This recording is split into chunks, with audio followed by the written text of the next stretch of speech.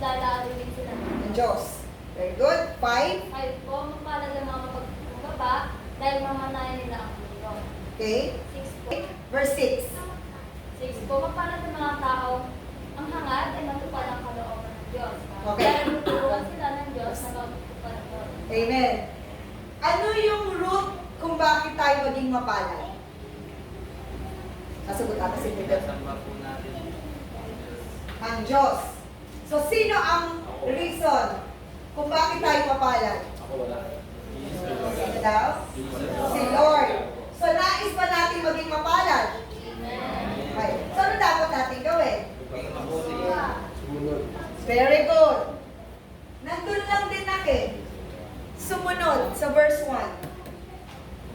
Walang kwenta sa'yo yan kung hindi ka susunod. Gusto nyo bang laging masaya sa kabila ng mga pagsubok at challenge sa buhay? Gusto nyo ba laging maganda? Gusto nyo ba laging pogi? Gusto nyo ba laging busog? Amen! Gusto ko yan! So ano gagawin natin? Sumunod. Eh paano? Hindi naman Diyos si pastor. Susunod ba ako? Bakit? Pastor po siya. Ano ba? Tagapaghatid ng salita. Nagpaghatid na ng salita. Eh hindi ko naman si Tito Mel. Ba't ko siya susundin? Kuya, nakakatanda. Alright. Ay, nakakatanda! Ayan, very good. Siya ay ating hindi na nakakatanda. But rather, pagturo na lang gusto marinig na isang word. Advisor, yes. Better counselor, yes. Kung may prepare challenges kayo sa buhay, lumapit kayo sa kanya. Right? Leader daw po. Leader ng simbahan, hindi leader ng frat, ha? Sino na yung nakatanggap kay Kristo? Sino tumanggap? Very good.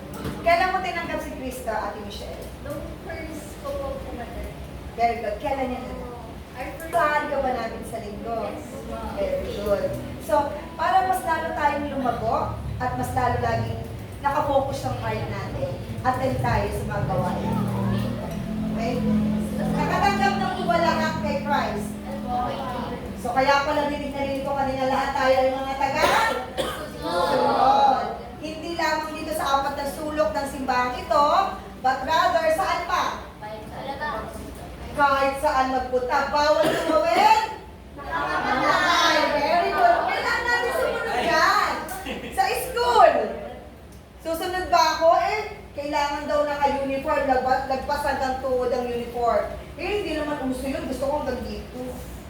Para sexy ako. Gagawin ko. Very good. Sa bahay, inutusan akong magtupi muna bago mag-cellphone. So, sa palagay mo, pag hindi tayo sumunod, mapalad tayo. Are we clear? Walang tandaan natin, pag ito, akala natin, ay, malungkot ako pagpapalayan ko. No! Hindi ganun yun. You have to be a follower of Christ. So, verse 1. Are we clear? Okay? Huwag mong ipagdiinan na may challenges ako sa buhay, mapalad ako kasi andyan si Kristo. Yes, pero paano ako maging mapalad kung hindi naman ako sumusunod? Naiintindihan niyo po? Pinagpala ang mga mahabagin sapagkat kahabagan sila ng Diyos. Okay, paano ka makakatulong kung ikaw mismo ay wala kang pamasahin? Kunyari si Lia, wala siya tatrabaho, estudyante. Paano ako makakatulong? Kasi nakahabagin tayo, di ba? Kung wala akong sariling sweldo, paano ko siya matutulungan? Yes, prayers. Paano ka makakabanta ng church? Wala kami pamasahe. Ha? At pamasahe pupunta church. Kung hindi ako susunod, kasi sabi, kung bakit wala akong trabaho, hindi ako sumunod sa magulang ko. Sabi, mag-aral muna ako. Ang ginawa ko, nag-boyfriend ako. Nagkasawa ko yun. Tuloy wala akong magandang, hindi ko naabot yung pangarap ko na maging flight stewardess, hindi ko naabot na makapunta sa ibang bansa. Kasi sumuway ako. Naiintindihan ko? So, anong gagawin natin para maging mapalad tayo? Very good. Ano daw? Very good. So,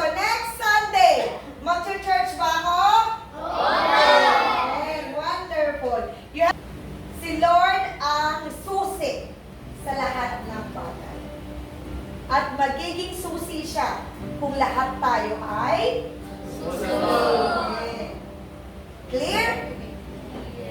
Clear.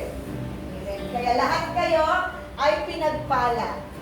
Kasi sumunod kayo sa nais ng Panginoon na umattend ng fellowship. And that's a thing na natanggap nyo ngayong hapon. Pagpapala. So tayo rito ngayon.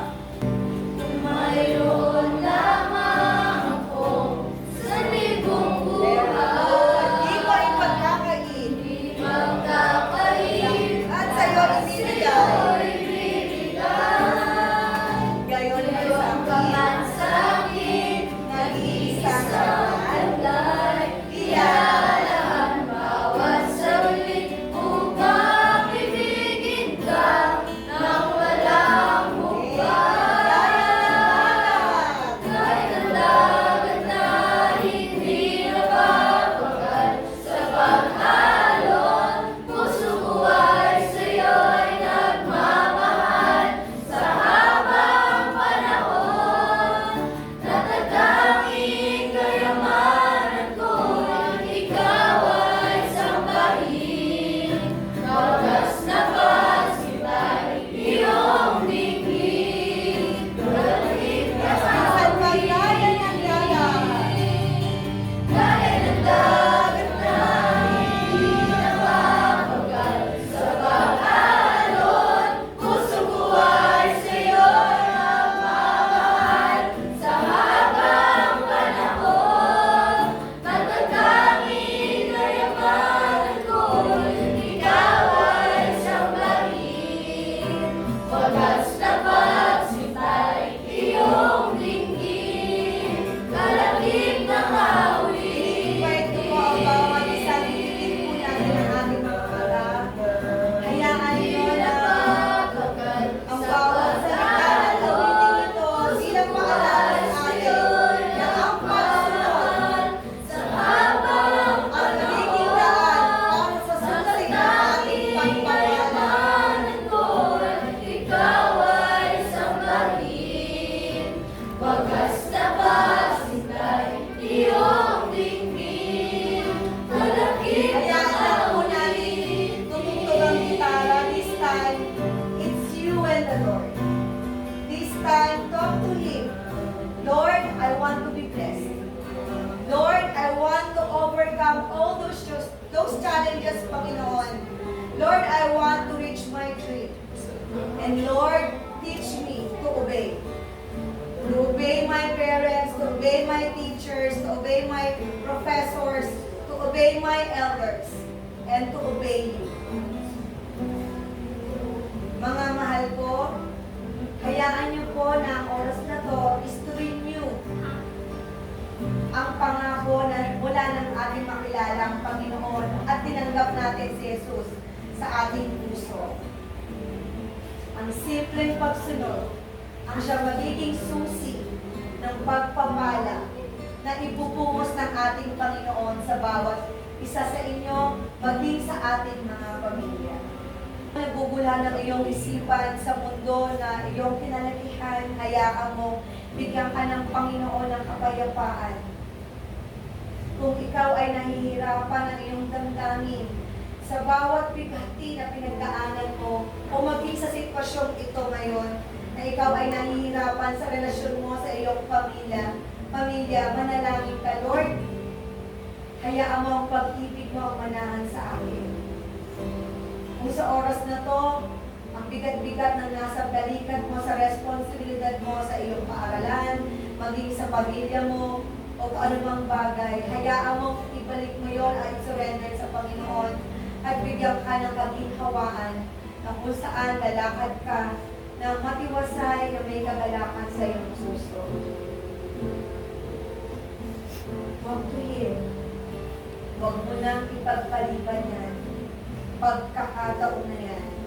Kung nais mong isurrender lahat ang pride na nasa puso mo, kung nais mong isurrender lahat ang makasarili mong pag-iisip, isurrender mo sa Panginoon.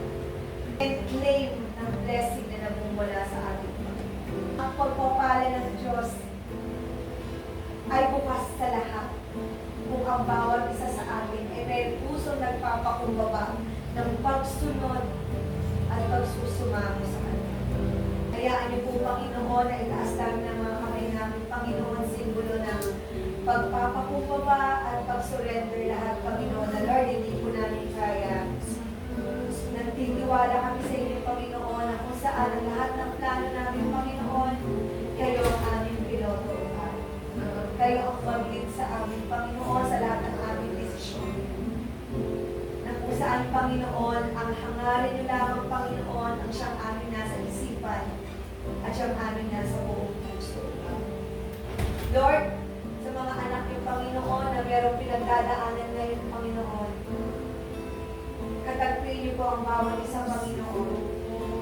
Yung maalala po sa amin, Panginoon, na kayo ang aming sandigan, na kayo ang aming kaganahan, na kayo ang aming kapayapaan, na kayo ang aming pag-ibig. Na kung saan, Panginoon, ang tanging puso lamang namin, Panginoon, ay mag-focus sa inyo, Panginoon. At hindi, Panginoon, sa kung anumang sino man, kung ano man ang nandito sa mundo, God.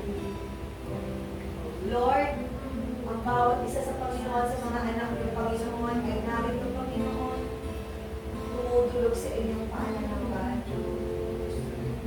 Hear our prayers, O Father. Hear our prayers. Hear our cry. Hear you, Panginoon, ang bawat pagsigaw ng puso namin, Panginoon, ng mga dalangin namin, Panginoon.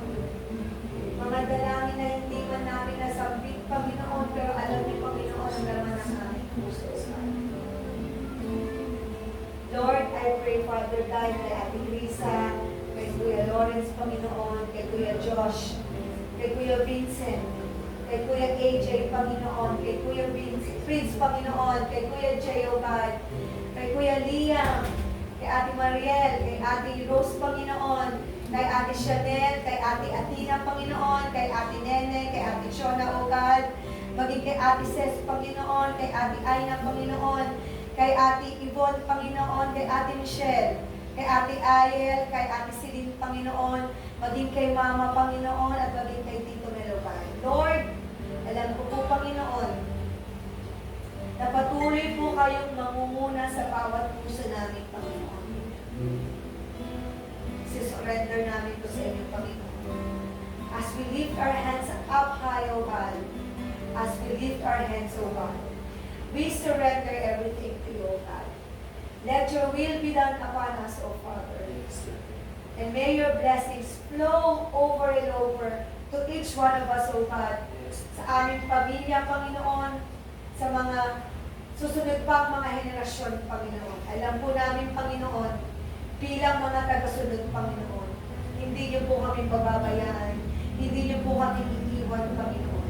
Bagkus, Panginoon, pagpapala lamang, Panginoon, ang siyang ipupokus siya sa bawat isa, Panginoon.